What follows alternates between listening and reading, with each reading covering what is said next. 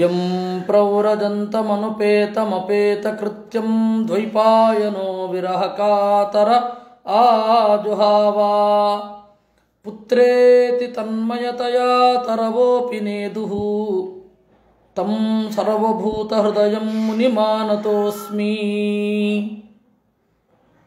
ಯಸ್ಯಾನುಭಾವಮಖಿಲಶ್ರುತಿಸಾರಮೇಕಮಧ್ಯಾತ್ಮದೀಪಮತಿತಿತೀರ್ಷತಾಂ ತಮೋಂಧಂ ಸಂಸಾರಿಣಾಂ ಕರುಣಯಾಃ ಪುರಾಣಗುಹ್ಯಂ ತಂ ವ್ಯಾಸಸೂನುಮುಪಯಾಮಿ ಗುರುಂ ಮುನೀನಾಂ ನಾರಾಯಣಂ ನಮಸ್ಕೃತ್ಯ ನರಂ ಚೈವ ನರೋತ್ತಮಂ ದೇವೀಂ ಸರಸ್ವತೀಂ ವ್ಯಾಸಂ ತತೋ ಗ್ರಂಥಮುದೀರಯೇ ಮಾತರ್ಮೇ ಮಾತರಿಶ್ವನ್ನ ಪಿತರತುಲಗುರೋ ಭ್ರಾತರಿಷ್ಟಾಪ್ತಬಂಧೋ ಸ್ವಾಮಿನ್ ಸರ್ವಾಂತರಾತ್ಮನ್ನಜರಜರಯಿತರ್ಜನ್ಮ ಮೃತ್ಯಾಮಯಾನಾಂ ಗೋವಿಂದೇ ದೇಹಿ ಭಕ್ತಿಂ ಭವತಿ ಚ ಭಗವನ್ನೂರ್ಜಿತಾಂ ನಿರ್ನಿಮಿತ್ತಾಂ ನಿರ್ವ್ಯಾಜಾಂ ನಿಶ್ಚಲಾಂ ಸದ್ಗುಣಗಣಬೃಹತೀಂ ಶಾಶ್ವತೀಂ ಆಶುದೇವಾ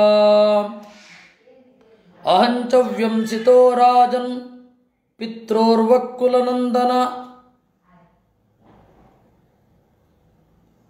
ನ ವೇದ ಸಾಧ್ವ್ಯಾ ಗಾಂಧಾರ್ಯ ಮುಷಿತೋಸ್ಮಿ ಮಹಾತ್ಮಭಿಃ. ಸಂಜಯ ಬಹಳ ವೇದನೆಯನ್ನು ಅನುಭವಿಸ್ತಾ ಹೇಳ್ತಾನೆ, ಅಹಂಚವ್ಯಂಸಿತಃ, ನನಗೂ ಕೂಡ ಮೋಸ ಆಗಿ ಹೋಯಿತು. ಧೃತರಾಷ್ಟ್ರ ಗಾಂಧಾರಿ ಎಲ್ಲಿಗೆ ಹೋದರು ಅಂತ ಗೊತ್ತೇ ಇಲ್ಲ ನನಗೆ ಅಂತ. ಇದನ್ನು ನೀವು ವರ್ಬಲ್ ಮೀನಿಂಗಲ್ಲಿ ತೆಗೆದುಕೊಳ್ಬೇಡಿ. ಮುಷಿತೋಸ್ಮೀತಿ ಪ್ರಲಾಪ ಅಂದರು. ಬಹಳ ದುಃಖಗೊಂಡಾಗ ಅವರ ಬಗ್ಗೆ ಒಂದು ಸಿಟ್ಟು ಹೊರಗಡೆ ಬರುತ್ತೆ. ಆ ಸಿಟ್ಟಿನ ಹಿಂದೆ ದುಃಖ ಇರುತ್ತೆ, ಉತ್ಕಟವಾದ ಪ್ರೀತಿ ಇರುತ್ತೆ ಅಷ್ಟೆ. ಅದನ್ನು ಹಾಗೆ ಅರ್ಥ ಮಾಡಿಕೊಳ್ಬೇಕು ಅಂತ ಆಚಾರ್ಯರು ಬರೆದರು. ಕೃಪಯಾ ಸ್ನೇಹ ವೈಕ್ಲಭ್ಯ ಏತಸ್ಮಿನ್ನಂತರೇಣ ವಿಪ್ರಾಹ ನಾರದ ಪ್ರತ್ಯದೃಶ್ಯತ ವೀಣಾಂ ತ್ರಿತಂತ್ರೀಂ ಧ್ವನಯನ್ ಭಗವಾನ್ ಸಹ ತುಂಬುರು. ಇದೇ ಸಂದರ್ಭದಲ್ಲಿ ನಾರದರು ತುಂಬುರುವಿನ ಜೊತೆಗೂಡಿ ಬಂದರು. 3 ತಂತಿಯ ವೀಣೆಯನ್ನು ನುಡಿಸುತ್ತಾ ರಾಜ್ಞಾದರೋಪನೀತಾರ್ಘ್ಯ ಪ್ರತ್ಯುತ್ಥಾನಾಭಿವಂದಿತಂ ಪರಮಾಸನ ಆಸೀನಃ ಕೌರವೇಂದ್ರೋಭ್ಯಭಾಷತಾಂ. ರಾಜ ಆದರದಿಂದ ಕಾಲು ತೊಳೆಯಲಿಕ್ಕೆ ನೀರು, ಮುಖ ತೊಳೆಯಲಿಕ್ಕೆ ನೀರು ಅರ್ಘ್ಯ, ಅಥವಾ ಕೈ ತೊಳೆಯಲಿಕ್ಕೆ ನೀರು ಅರ್ಘ್ಯ, ಪಾದ್ಯಂ ಪಾದಾವನೇಜನಂ ಕಾಲು ತೊಳೆಯಲಿಕ್ಕೆ ನೀರು, ಇವುಗಳನ್ನು ಕೊಟ್ಟು ಕೇಳಿದ ಅಂತೆ ಯುಧಿಷ್ಠಿರ, ನಾಹಂ ವೇದಗತಿಂ ಪಿತ್ರೋ ಭಗವನ್ ಕ್ವಗತಾವಿತಃ ಕರ್ಣಧಾರ ಇವಾಪಾರೇ ಸೀದತಾಂ ಪಾರದರ್ಶನಃ. ನಾರದರೆ, ನಮ್ಮ ದೊಡ್ಡಪ್ಪ ಎಲ್ಲಿಗೆ ಹೋದ? ಇತಃ ಕ್ವಗತವು ಎಲ್ಲಿಗೆ ಹೋದರು ಅಂತ. ಇದು ಮತ್ತೆ ಅದನ್ನೇ ಕೇಳ್ತಾ ಇದ್ದಾರಲ್ಲ. ಅಂದರೆ ಆಚಾರ್ಯರು ಬರೆದರು, ಕ್ವಗತಾವಿತಿ ಅದೃಷ್ಟಾಪೇಕ್ಷೆಯ, ತನ್ನ ಮನಸ್ಸಿನಲ್ಲಿ ಅವರ ಅಸ್ತಿತ್ವದ ಬಗ್ಗೆ ಸಂದೇಹ ಬಂದದ್ರಿಂದ ಆ ರೀತಿ ಪ್ರಶ್ನೆ ಮಾಡಿದ್ದೇ ವಿನಃ ಧರ್ಮರಾಜನಿಗೆ ಹೇಳದೇ ಹೋಗಿದ್ದಾರೆ ಅಂತ ಅಲ್ಲ. ಆಗ ಯುಧಿಷ್ಠಿರ ಉತ್ಕಟವಾಗಿ ಪ್ರಶ್ನೆ ಮಾಡಿದಾಗ ನಾರದರು ಹೇಳಿದರಂತೆ, ಮಾ ಕಂಚನ ಶುಚೋ ರಾಜನ್ ಯದೀಶ್ವರ ವಶಂ ಜಗತ್ ಸಸಂಯುನಕ್ತಿ ಭೂತಾನಿ ಸಯೇವ ವಿಯುನಕ್ತಿ ಚ. ರಾಜನ್, ಓ ದೊರೆ ಧರ್ಮರಾಜನೇ, ಮಾಕಂಚನ ಶುಚಃ, ಯಾರ ಬಗೆಗೂ ದುಃಖಿಸಬೇಡ. ಯದೀಶ್ವರ ವಶಂ ಜಗತ್, ಇದು ನಮ್ಮ ಕೈಯಲ್ಲಿಲ್ಲ, ದೇವರ ಕೈಯಲ್ಲಿರುವಂತಹ ಪ್ರಪಂಚ ಇದು. ಸಸಂಜುನಕ್ತಿ ಭೂತಾನಿ, ಅವನು ಈ ಪರಿಸರದಲ್ಲಿ ನಮ್ಮನ್ನು ಒಗ್ಗೂಡಿಸ್ತಾನೆ. ಸಯೇವ ವಿಯುನಕ್ತಿ, ಅವನೇ ನಮ್ಮನ್ನು ಬಿಡಿಸುತ್ತಾನೆ. ಯಥಾ ಗಾವೋ ನಸಿ ಪ್ರೋತಾಃ ತಂತ್ರ್ಯಾಂ ಬದ್ಧಾ ಸ್ವಧಾಮಭಿಃ ವಾಕ್ತಂತ್ರ್ಯಾಂ ನಾಮಭಿರ್ಬದ್ಧಾಃ ವಹಂತಿ ಬಲಿಮೀಶಿತುಃ. ಯಾವ ರೀತಿ ಗಾವಃ ಎತ್ತುಗಳು ನಸಿಪ್ರೋತಾಃ ಮೂಗು ದಾರ ಕಟ್ಟಲ್ಪಟ್ಟು ಆ ದಾರದಿಂದ ಒಂದು ದೊಡ್ಡ ಹಗ್ಗಕ್ಕೆ ಕನೆಕ್ಟ್ ಆಗಿ ಕೃಷಿಕನು ಹೇಳಿದಂತೆ ಕೇಳುವ ಪರಿಸ್ಥಿತಿ ಇದೆಯೋ ಆ ರೀತಿ ಈ ಜೀವರೆಲ್ಲರೂ ಕೂಡ ವಾಕ್ತಂತ್ರ್ಯಾಂ ಮಾತು ಎಂಬ ದೊಡ್ಡ ಹಗ್ಗದಲ್ಲಿ ನಾಮಭಿರ್ಬದ್ಧಾಃ ಹೆಸರು ಅನ್ನುವ ಮೂಗುದಾರದಿಂದ ಬದ್ಧರಾಗಿ ದೇವರಿಗೆ ಬೇಕಾದಂತೆ ನಡ್ಕೊಳ್ತಾರೆ. ಹೆಸರು ಅನ್ನುವುದು ದೊಡ್ಡ ಹಗ್ಗ. ಯನ್ಮನ್ಯತೆ ಯಥಾ ಕ್ರೀಡೋಪಸ್ಕರಾಣಾಂ ಸಂಯೋಗ ವಿಗಮಾವಿಹ ಇಚ್ಛಯಾ ಕ್ರೀಡಿತು ಸ್ಯಾತಾಂ ತಥೈವೇಶೇಚ್ಛಯಾ ನೃಣಾಂ. ನೋಡು, ಆಟ ಆಡುವಾಗ ಮಕ್ಕಳು ಇದನ್ನು ಜೋಡಿಸ್ಬೇಕು ಅಂತ ಅವರಿಗಿಷ್ಟ, ಜೋಡಿಸ್ತಾರೆ. ಇದನ್ನು ಬಿಡಿಸ್ಬೇಕು ಅಂತ ಇಷ್ಟ, ಬಿಡಿಸ್ತಾರೆ. ಆ ರೀತಿ ಈ ಜಗದೊಡನೆ ಆಡುವವ ದೇವರು. ಯನ್ಮನ್ಯಸೆ ಧ್ರುವಂ ಲೋಕಂ ಅಧ್ರುವಂ ವಾಥವೋ ಭಯಂ ಸರ್ವಥಾ ನಹಿ ಶೋಚ್ಯಾಸ್ತೆ ಸ್ನೇಹಾತ್ ಅನ್ಯತ್ರ ಮೋಹಜಾತ್. ಯನ್ಮನ್ಯಸೆ ಧ್ರುವಂ ಲೋಕಂ, ಈ ಪ್ರಪಂಚದ ಒಳಗಡೆ ತಯಾರಾದ ಈ ದೇಹ, ಇದನ್ನ ನಿತ್ಯ ಅಂತ ಅಂದುಕೋತ್ಯಾ? ದುಃಖ ಪಡಬೇಡ. ಇಲ್ಲ ಆತ್ಮನಿತ್ಯ ಅಂತ ಜ್ಞಾನ ಇದೆಯಾ? ದುಃಖ ಪಡಬೇಡ. ಇಲ್ಲ ಆತ್ಮನೂ ಇಲ್ಲ, ದೇಹವೂ ಅನಿತ್ಯ ಅಂತ ಅಂದುಕೋತ್ಯಾ? ದುಃಖ ಪಡಬೇಡ. ದೇಹ ಅನಿತ್ಯ, ಆತ್ಮ ಅನ್ನೋನೊಬ್ಬನೇ ಇಲ್ವೇ ಇಲ್ಲ ಅಂತಂದಾಗಲೂ ದುಃಖ ಪಡಬೇಡ. ಆತ್ಮ ಒಬ್ಬ ಇದ್ದಾನೆ, ಈ ಪ್ರಪಂಚ ಸತ್ಯ ಅಂತ ಅಂದುಕೊಂಡ್ರೂ ದುಃಖ ಪಡಬೇಡ. ಈ ಜಗತ್ತು ಮಿಥ್ಯ, ಆತ್ಮ ಮಾತ್ರ ಸತ್ಯ, ದೇಹವೂ ಮಿಥ್ಯ ಅಂತಂದುಕೊಂಡ್ರೂ ದುಃಖ ಪಡಬೇಡ. ಯಾವ ಕಾಂಬಿನೇಷನ್ನಲ್ಲಿಯೂ ಕೂಡ ನಿನಗೆ ದುಃಖ ಆಗಬಾರದು, ಅಷ್ಟೇ ಇರೋ ಪಾಯಿಂಟ್ ಅಷ್ಟೇ. ಅದರಿಂದ ಏನು ಮಾಡಿದ್ರೂ ನೀನು ದುಃಖ ಅನುಭವಿಸಬಾರದು. ದುಃಖಕ್ಕೆ ಅರ್ಥ ಇಲ್ಲ. ಏನು ಹೀಗಂದರೆ, ನಾರದರ ಅಭಿಪ್ರಾಯ ಏನು ಅಂದರೆ, ಆಚಾರ್ಯರು ಬರೆದರು, ಅಪರಿಹಾರ್ಯತ್ವಾತ್ ಅಶೋಚ್ಯಾಹ. ನಮ್ಮ ಕೈಯಲ್ಲಿಲ್ಲ, ಆದ್ದರಿಂದಾಗಿ ಅಶೋಚ್ಯರು ಅಂತ ಹೇಳಬೇಕು. ತಸ್ಮಾತ್ ಜಹ್ಯಂಗವೈಕ್ಲಭ್ಯಂ ಅಜ್ಞಾನಕೃತಮಾತ್ಮನಃ ಕಥಂತ್ವನಾಥ ಕೃಪಣಾವರ್ತೇರನ್ಬತಮಾಮೃತೇ. ನಿನಗೇನು ಭ್ರಮೆ ಇದೆ? ನಾನಿಲ್ಲದೆ ಅವರು ಹೇಗೆ ಬಾಳ್ತಾರೆ ಅಂತ. ಇದು ಅಜ್ಞಾನದಿಂದ ಆಗಿರುವಂತಹ ದುಃಖ. ನಾನಿದ್ದೇನೆ, ನಾನು ಅವ್ರನ್ನೆಲ್ಲ ನೋಡ್ಕೋತೇನೆ ಅಂತನ್ನುವಲ್ಲಿ ನಾನು ಅನ್ನುವ ಅಹಂಕಾರವೂ ಸ್ವಲ್ಪ ಇದೆ. ಮೊದಲು ಅದನ್ನು ಬಿಡು. ಬೇಕಾದ್ರೆ ಕರ್ತವ್ಯ ಅಂತ ಮಾಡು, ಕರ್ತವ್ಯವನ್ನೂ ಮಾಡಿ ಆಗಿದೆ. ಅವರು ವಾನಪ್ರಸ್ಥಾಶ್ರಮದಲ್ಲಿ ಇದ್ದು ಅಲ್ಲಿಂದ ಸದ್ಗತಿಯನ್ನು ಪಡೆಯಲಿಕ್ಕೆ ಹೋದರು ಅಂತಂದಮೇಲೆ ನೀನು ಯಾಕೆ ದುಃಖ ಪಡಬೇಕು? ಕಾಲಕರ್ಮ ಗುಣಾಧೀನೋ ದೇಹೋ ಎಂ ಪಾಂಚಭೌತಿಕಃ ಕಥಮನ್ಯಾನ್ಸ್ತು ಗೋಪಾಯೇತ್ ಸರ್ಪಗ್ರಸ್ತೋ ಯಥಾ ಪರಂ. ಕಾಲಕ್ಕೆ ಅನುಗುಣವಾಗಿ, ನಮ್ಮ ಕರ್ಮಕ್ಕನುಗುಣವಾಗಿ ಈ ದೇಹ ನಮ್ಮ ಜೊತೆಗಿರುತ್ತೆ. ನಮ್ಮ ದೇಹ ನಮ್ಮ ಜೊತೆಗೆ ಪೂರ್ಣವಾಗಿ ಇರೋದಿಲ್ಲ. ನಾವೇನು ಬೇರೆಯವರನ್ನು ರಕ್ಷಣೆ ಮಾಡೋದು? ನಿನಗೆ ಅವರಿಗೆ ಕುರುಡು ಕಾಣೋದಿಲ್ಲ, ನಾನು ರಕ್ಷಣೆ ಮಾಡ್ತಾ ಇದ್ದರೆ ಅಂತ ಇದೊಂದು ದೊಡ್ಡ ಭ್ರಮೆ. ಇದನ್ನು ಬಿಟ್ಟುಬಿಡಬೇಕು. ಇದಕ್ಕಿಂತ ಮೊದಲು ಜಗತ್ತಿನ ನಡೆಯನ್ನು ಅರ್ಥ ಮಾಡಿಕೊಳ್ಬೇಕು. ಅಹಸ್ತಾನಿ ಸಹಸ್ತಾನಾಂ ಅಪದೋದ್ವಿಚತುಷ್ಪದಾಂ ಅಣೂನಿತಾತ ಮಹತಾಂ ಜೀವೋ ಜೀವಸ್ಯ ಜೀವನಂ. ಇಡೀ ಒಂದು ಲೈಫ್ ಸೈಕಲನ್ನು ನೋಡು ನೀನು. ಅಹಸ್ತಾನಿ ಸಹಸ್ತಾನಾಂ, ಕೈಯಿರದ ಪ್ರಾಣಿಗಳು, ಕೈಯಿರುವ ಪ್ರಾಣಿಗಳಿಗೆ ಆಹಾರ. ಕೈಯಿರದ ಮೀನು ಇತ್ಯಾದಿಗಳು ಕೈಯಿರುವ ಪ್ರಾಣಿಗಳಿಗೆ ಆಹಾರ. ಅಪದೋದ್ವಿಚತುಷ್ಪದಾಂ, ಪಾದವೇ ಇಲ್ಲದ ಪ್ರಾಣಿಗಳು, 2 ಕಾಲಿನ 4 ಕಾಲಿನ ಪ್ರಾಣಿಗಳಿಗೆ ಆಹಾರ. ಅಣೂನಿತಾತ ಮಹತಾಂ, ದೊಡ್ಡ ಪ್ರಾಣಿಗಳಿಗೆ ಚಿಕ್ಕ ಪ್ರಾಣಿಗಳು ಆಹಾರ. ಒಟ್ಟಾರೆ ಹೇಳಬೇಕು ಅಂದರೆ ಜೀವೋ ಜೀವಸ್ಯ ಜೀವನಂ, ಜೀವನ ಜೀವನ ಅಂತ. ತದಿದಂ ಭಗವಾನ್ ರಾಜನ್ ಏಕ ಆತ್ಮಾತ್ಮನಾಂ ಸ್ವದೃಕ್ ಅಂತರೋನಂತರೋ ಭಾತಿ ಪಶ್ಯತ್ವಂ ಮಾಯಯೋರುತಾಂ. ಅದರಿಂದ ನೋಡ್ಕೋ ರಾಜನ್, ಈ ಎಲ್ಲ ಜೀವರ ಆತ್ಮ ಸ್ವಾಮಿ ಒಬ್ಬ ಇದ್ದಾನೆ. ಅವನಿಗೆ ಈ ಅಜ್ಞಾನ ದುಃಖ ಮೊದಲಾದವುಗಳೆಲ್ಲ ಇಲ್ಲ. ಯಾಕೆ? ಸ್ವದೃಕ್, ಸ್ವರೂಪಭೂತವಾದ ಪ್ರಜ್ಞೆ ಅವನಿಗಿದೆ. ಯಾರಿಗೆ ಜ್ಞಾನಪೂರ್ಣವಾಗಿ ಇರುತ್ತೋ ಅವನಿಗೆ ಹೆಚ್ಚು ದುಃಖ ಆಗೋಲ್ಲ.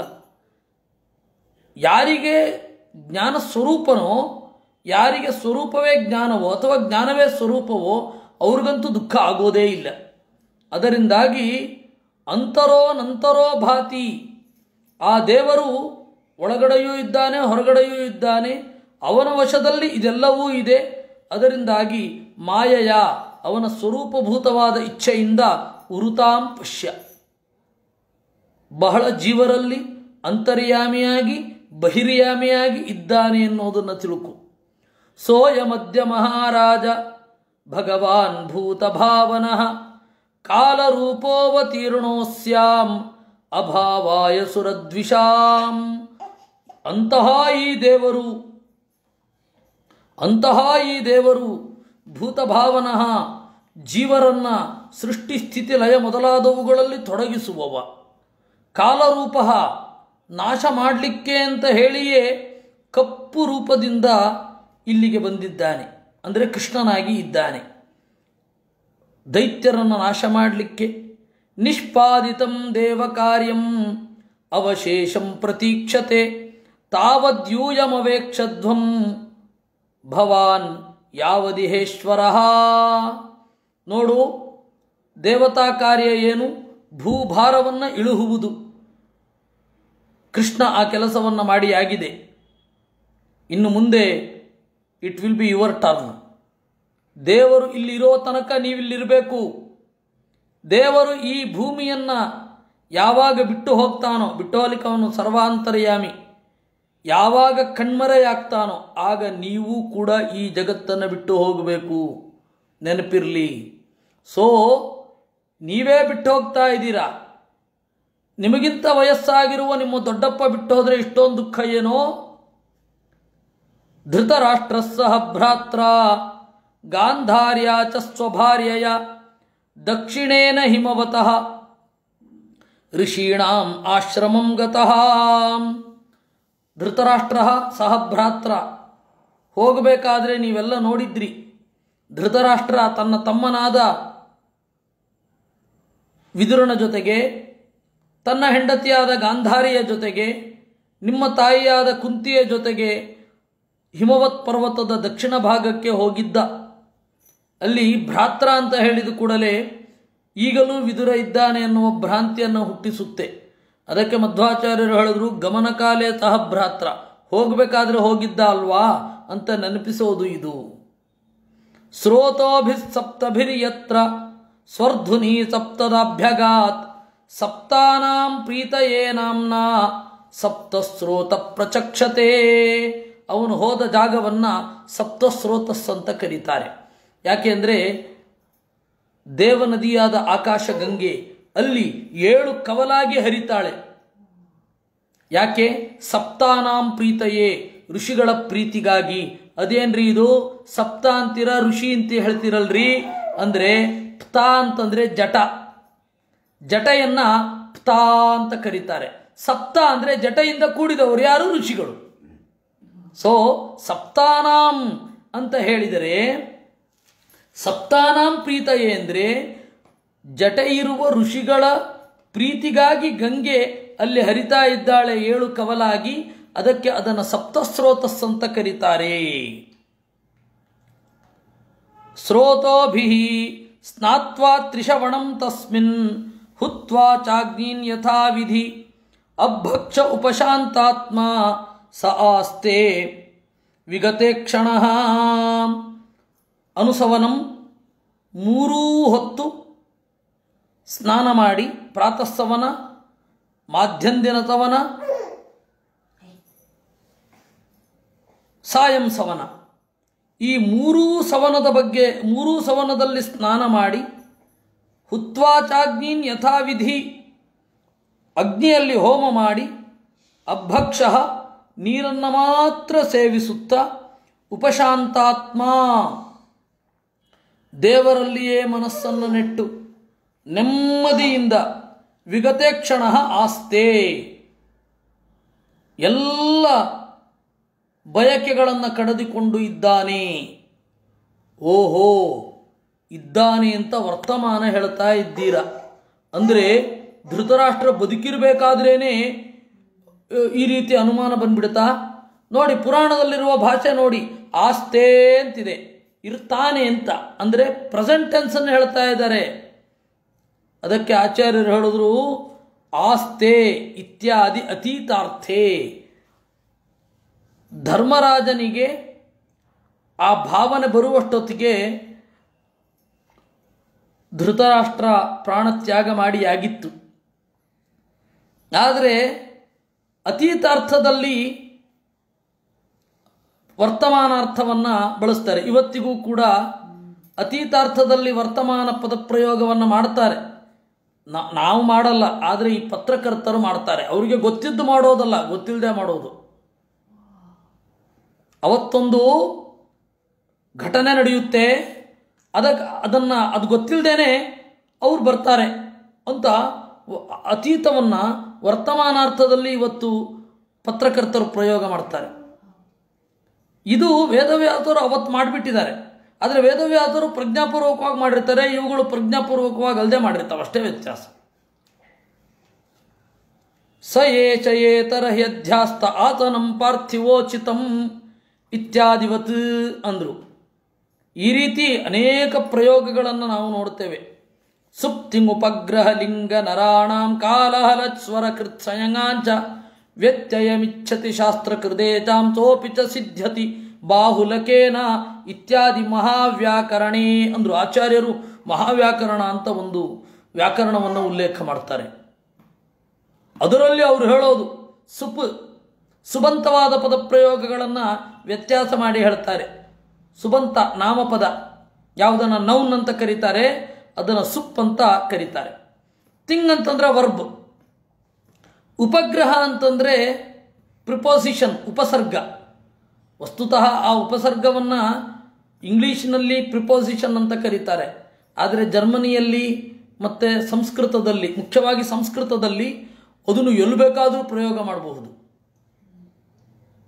ನಾವಿಲ್ಲಿ ಉಪಪದವನ್ನು ಉಪಸರ್ಗವನ್ನು ಧಾತುವಿನ ಆದಿಯಲ್ಲೇ ಪ್ರಯೋಗ ಮಾಡಬೇಕು ಅಂತ ನಿಯಮ ಇರುವುದು. ಹೇಗೆ ಅಂತಂದರೆ, ಅಂಡರ್ಸ್ಟ್ಯಾಂಡ್ ಅಂತಂದರೆ ಸ್ಟ್ಯಾಂಡ್ ಅಂಡರ್ ಅಂದರೆ ಬೇರೆ ಅರ್ಥ ಆಗಿಬಿಡುತ್ತೆ. ಆದರೆ ಸಂಸ್ಕೃತದಲ್ಲಿ ಇವಾಗ ನೋಡಿ, ಪ್ರಘಾನ್ವಸ್ಯ ಮಹತೋ ಮಹಾನಿ ಸತ್ಯಾಸತ್ಯಶ್ಚ ಕರಣಾನಿ ವೋಚಂ ಸತ್ಯಮೇನ ಮನು ವಿಶ್ವೇ ಮದಂತಿ ರಾತಿಂ ದೇವಸ್ಯ ಗೃಣತೋ ಮಘೋನಃ ಅನ್ನುವ ವೇದದಲ್ಲಿ ಪ್ರ ಅಂತನ್ನೋದು ಅದು ಉಪಸರ್ಗ.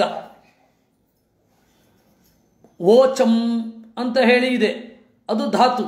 ಎಲ್ಲೋ ಇರುವ ಉಪಸರ್ಗ, ಎಲ್ಲೋ ಇರುವ ಧಾತು ಎರಡು ಕನೆಕ್ಟ್ ಆಗುತ್ತೆ. ನಾವು ಕನ್ನಡದಲ್ಲಿ ಆ ರೀತಿ ಮಾತನಾಡ್ಲಿಕ್ಕೆ ಬರಲ್ಲ. ತಿರುಗುತ್ತೇನೆ ನಿಮ್ಮ ಮನೆಯಿಂದ ಹಿಂ ಅಲ್ಲಿಗೆ ಬರಲ್ಲ, ನಿಮ್ಮ ಮನೆಯಿಂದ ಹಿಂತಿರುಗುತ್ತೇನೆ ಅಂತಲೇ ಹೇಳಬೇಕು. ಶಾಸ್ತ್ರಕೃತ್, ಶಾಸ್ತ್ರವನ್ನು ರಚನೆ ಮಾಡುವ ಸಾಮರ್ಥ್ಯ ಇರುವ ವೇದವ್ಯಾಸರು ಹೇಗೆ ಬೇಕಾದರೂ ಪ್ರಯೋಗ ಮಾಡಬಹುದು. ಅದನ್ನೇ ಹೇಳಿದರು. ಸುಪ್ ತಿಂಗ್ ಉಪಗ್ರಹ ಅಂದರೆ ಉಪಸರ್ಗ. ಸುಪ್ ತಿಂಗ್ ಉಪಗ್ರಹ ಲಿಂಗ ನರಾಣಾಂ. ಲಿಂಗವನ್ನು ಏನು ಮಾಡ್ತಾರೆ, ಬದಲಾಯಿಸ್ತಾರೆ. ಉಪಸರ್ಗ ಬೇರೆ, ಇದು ಬೇರೆ ಮಾಡಿ ಆಯಿತು. ಲಿಂಗವನ್ನು ಆ ರೀತಿ ಮಾಡ್ತಾರೆ. ಒಂದು ಪುಲ್ಲಿಂಗ ಇರುತ್ತೆ, ಒಂದು ಸ್ತ್ರೀಲಿಂಗ ಇರುತ್ತೆ, ಅದು ಅವರು ಮಾತ್ರ ಪ್ರಯೋಗ ಮಾಡ್ಬೋದು, ನಾವು ಮಾಡ್ಲಿಕ್ಕೆ ಬರಲ್ಲ. ನಮ್ಮ ದೊಡ್ಡಪ್ಪನೂ ಬರುತ್ತಾಳೆ ಅಂದರೆ ತ್ಯಾಗದ ಕೆನ್ನೆ ಮೇಲೆ ಹೊಡಿತಾರೆ, ಆದರೆ ಅವರು ಮಾಡಬಹುದು, ಏಕೆಂದರೆ ಅವ್ರಿಗೆ ಗೊತ್ತಿದೆ. ಲಿಂಗ ನರಾಣಾಂ. ಆಮೇಲೆ ಬಹುವಚನದಲ್ಲಿ ವ್ಯತ್ಯಾಸಗಳನ್ನು ಮಾಡೋದು. ಕಾಲಹಲಚ್ ಸ್ವರಕೃತ್ಸ ಯಂಗಾಚ. ಕಾಲವನ್ನು ಹೇಳಬೇಕಾದ್ರೆ ಅವರು ಪ್ರಯೋಗ ಮಾಡಬಹುದು. ಅವನು ಹಿಂದೆ ಮಾಡಲಿದ್ದಾನೆ ಅಂತ ಪ್ರಯೋಗ ಮಾಡಬಹುದು ವೇದವ್ಯಾಸರು. ವೇದಗಳು ಹಾಗೆ ಪ್ರಯೋಗ ಮಾಡ್ತವೆ. ಚೋಷ್ಕೂಯತೆ ಪರಾಪೂರ್ವೇತಾಂ ಸಖ್ಯಾವೃಣಕ್ತಿ ವಿತರ್ತುರಾಣೋ ಅಪರೇ ಬಿರೇತಿ ಅಂತನ್ನುವಲ್ಲಿ ಅಲ್ಲಿ ಮೂರೂ ಕಾಲದಲ್ಲಿ ವರ್ತಮಾನವನ್ನು ಪ್ರಯೋಗ ಮಾಡಿದ್ದಾರೆ. ಚೋಷ್ಕೂಯತೆ ವಿಷ ಇಂದ್ರೋ ಮನುಷ್ಯಾನ್ ಅಂತ. ಇದು ಯಾವ ಭಾಷೆಯಲ್ಲಿಯೂ ಹಾಗೆ ಪ್ರಯೋಗ ಮಾಡಲಿಕ್ಕೆ ಬರಲ್ಲ, ಅಲ್ಲಿ ಮಾಡಬಹುದು ಕಾಲ. ಆಮೇಲೆ ಹಲ್ ಅಚ್, ಇದೆಲ್ಲವನ್ನೂ ಅಚ್ ಮತ್ತು ಹಲ್ ಇತ್ಯಾದಿಗಳು ಸಂಸ್ಕೃತದಲ್ಲಿಯೇ ಇರತಕ್ಕಂಥದ್ದು. ಯಂಗ್ನುಗಂತ ಪ್ರಯೋಗ ಅಂತ ಕರೀತಾರೆ. ಬೋಭವೀತಿ, ದೋಧವೀತಿ ಕೇಳಿ ಬಹಳ ಭರ್ಜರಿಯಾಗಿ ಕೇಳುತ್ತೆ. ಇದನ್ನು ಕೂಡ ಅವರು ವ್ಯತ್ಯಯಮಿಚ್ಛತಿ ಶಾಸ್ತ್ರಕೃದೇಶಾಂ, ಅದರ ವ್ಯತ್ಯಾಸವನ್ನು ಮಾಡ್ತಾರೆ. ಏನೋ ಒಂದು ಮಹತ್ವದ್ದಿರಬೇಕಾದ್ರೆ ಆ ಸಂಸ್ಕೃತದ ಭಾಷಾ ನಿಯಮಗಳು ಏನಿದೆ, ವೈದಿಕ ಭಾಷೆಯ ನಿಯಮಗಳು, ಅದನ್ನು ನಾವಿದೆಲ್ಲ ಅನುಸರಿಸ್ತಾ ಇರ್ತೇವೆ. ಒಂದು ಸಣ್ಣ ಉದಾಹರಣೆ ನೋಡಿ, ಕೈನೆಟಿಕ್ ಅಂತೇವೆ. ಕೈನೆಟಿಕ್ ಅಂದರೆ ಪುಟ್ಟದ್ದು ಅಂತ. ಸಂಸ್ಕೃತದಲ್ಲಿ ಕನಿಯಾನ್, ತುಳುನಲ್ಲಿ ಕೈನ ಕಿನ್ನಿ. ತುಳುನಲ್ಲಿ ಕಿನ್ನಿ ಅಂದರೆ ಚಿಕ್ಕದು, ಆಯಿತಾ. ಸಂಸ್ಕೃತದಲ್ಲಿ ಕನಿಯಾನ್ ಅಂದರೆ ಚಿಕ್ಕದು. ಕೈನೆಟಿಕ್ ಅಂತಂದರೆ ಪುಟ್ಟ ಗಾಡಿ ಅಂತ ಅರ್ಥ. ಹೀಗಾಗಿ ಬೇರೆ ಭಾಷೆಗಳು ಏನೇನಿದೆ ಅದೆಲ್ಲದರ ವ್ಯಾಕರಣದ ನಿಯಮಗಳು ನೋಡಿ. ಸಂಸ್ಕೃತದಲ್ಲಿ ದ್ಯೋಚನ ಪ್ರಯೋಗ ಇದೆ, ಅರ್ಮ್ಯಾನಿಕ್ಕು, ರಷ್ಯನ್ನು, ಇಲ್ಲೆಲ್ಲ ದ್ಯೋಚನ ಪ್ರಯೋಗ ಇದೆ. ಬೇರೆ ಕಡೆ ಈ ದ್ಯೋಚನ ಪ್ರಯೋಗ ಇಲ್ಲ, ಸಂಸ್ಕೃತದಲ್ಲಿದೆ. ಅದಕ್ಕೆ ಅನುಗುಣವಾಗಿ ಬೇರೆ ಬೇರೆ ಭಾಷೆಯಲ್ಲೂ ಇದೆ. ಅದರಿಂದಾಗಿ ಸಂಸ್ಕೃತ ವ್ಯಾಕರಣದಲ್ಲಿ ಏನೆಲ್ಲ ಪ್ರಯೋಗಗಳ ರೂಢಿ ಇದೆ, ಅದರ ಯಾವುದೋ ಒಂದೊಂದು ಅಂಶವನ್ನು, ಅದೇ ನಾನು ಆಗಲೇ ಹೇಳಿದ ಹಾಗೆ ಜರ್ಮನ್ ಲ್ಯಾಂಗ್ವೇಜಿನಲ್ಲಿ ಉಪಸರ್ಗ ಮತ್ತು ಧಾತು ಎಲ್ಲೋ ಪ್ರಯೋಗ ಮಾಡಿದ ಹಾಗೆ ಯಾವುದೋ ಒಂದೊಂದು ನಿಯಮಗಳನ್ನು ಎಲ್ಲ ಭಾಷೆಗಳು ಅಳವಡಿಸಿಕೊಂಡಿವೆ. ಆ ಕಾರಣದಿಂದ ಇಲ್ಲಿ ಶಬ್ದ ಪ್ರಯೋಗ ಏನಿದೆ ಅದು ಭೂತಾರ್ಥದಲ್ಲಿ ವರ್ತಮಾನ ಪ್ರಯೋಗವನ್ನು ಮಾಡ್ತಾರೆ ಅಂತ ಆಚಾರ್ಯರು ಮಹಾವ್ಯಾಕರಣದಿಂದ ಕೋಟ್ ಮಾಡಿದ್ದಾರೆ. ವ್ಯಾಸಾದಯೋ ವರ್ತಮಾನಮತೀತಾನಾಗತೆ ತದಾ ವ್ಯತ್ಯಸ್ಯಾಪಿ ವದಂತ್ಯದ್ಧಾ ಮೋಹನಾರ್ಥಂ ದುರಾತ್ಮನಾಂ. ಇದಕ್ಕೂ ಒಂದು ಕಾರಣ ಇದೆ. ವೇದವ್ಯಾಸರು ಯಾಕೆ ಹಾಗೆ ಮಾಡ್ತಾರೆ ಅಂದರೆ ಅರ್ಥ ಆಗದೇ ಇರಲಿ ಅಂತ ಮಾಡ್ತಾರಂತೆ. ಯಾಕೆ ಅರ್ಥ ಆಗಬಾರದು? ಹೌದು, ಸುಲಭದಲ್ಲಿ ಸಿಗಬಾರದು. ಸುಲಭದಲ್ಲಿ ಸಿಕ್ಕಿದ್ರೆ ಯಾವುದಕ್ಕಾದರೂ ಬೆಲೆ ಉಂಟೋ? ಇಲ್ಲ. ನಂಬರ್ 1, ಜ್ಞಾನಕ್ಕೆ ತಕ್ಕಂತೆ ಫಲ. ಆ ಜ್ಞಾನ ಅದಕ್ಕೆ ತಕ್ಕ ಹಾಗೆ ಮಾತು. ಅದರಿಂದ ಯಾವತ್ತೂ ಕೂಡ ವೇದವ್ಯಾಸರು ಹಾಗೆ ಪ್ರಯೋಗ ಮಾಡ್ತಾರೆ. ಅಲ್ಲ, ಇನ್ನೂ ನಮಗೆ ಸ್ಫುಟವಾಗಿ ತಿಳ್ಕೊಳ್ಬೇಕು ಅಂತಂದರೆ ಪೌರ್ವಾಪರ್ಯಂ ಯತೋ ನೈವ ಸದೈವ ಪರಿವರ್ತನಾತ್ ಅಂತ ಆಚಾರ್ಯರು ಇನ್ನೂ ನಿಜವಾದ ಕಾರಣ ಕೊಡ್ತಾರೆ. ಪ್ರತೀ ಕಲ್ಪದಲ್ಲಿ, ಪ್ರತಿ ಮನ್ವಂತರ ಚಕ್ರದಲ್ಲಿ ಒಂದು ಬಾರಿ, 14 ಮನ್ವಂತರಗಳಲ್ಲಿ ಒಂದು ಬಾರಿ ಮಹಾಭಾರತ ನಡೆಯುತ್ತೆ.